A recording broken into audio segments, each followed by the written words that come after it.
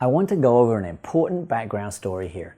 We have already seen from the PSA that fixing this problem of people driving distracted with children in the vehicle is going to require behavior change behind the wheel. We all get comfortable in our own ways and resist change, but in this case, driving has to be viewed differently.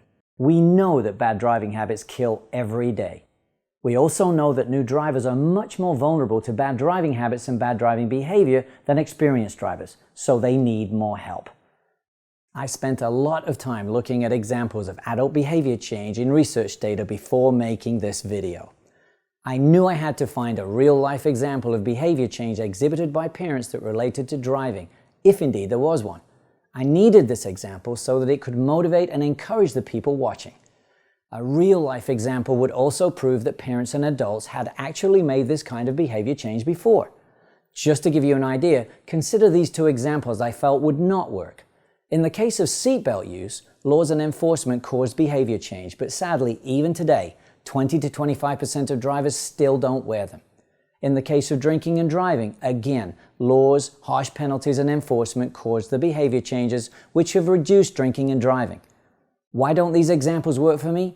Because I need to motivate people to change distracted driving behavior with only the knowledge and information contained here. I obviously don't have the power to motivate behavior change the same way laws, enforcement, and penalties do. It took a while, but after looking through mountains of research data and speaking with the National Highway Traffic Safety Administration, I finally found what I needed, and here it is. In 1995, the NHTSA had issued a recommendation that child safety seats should not be in the front seat of vehicles that had airbags. This was due to the possibility that an airbag deployment from a collision might cause death or serious injury if the airbag hit the child or that child's safety seat. The most relevant part to us is this.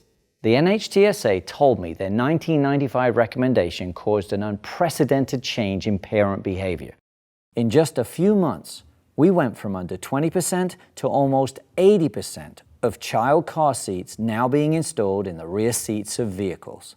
So, we had no laws, just a recommendation. Information alone caused millions of parents to make real change to protect their children. This information was exactly what I needed.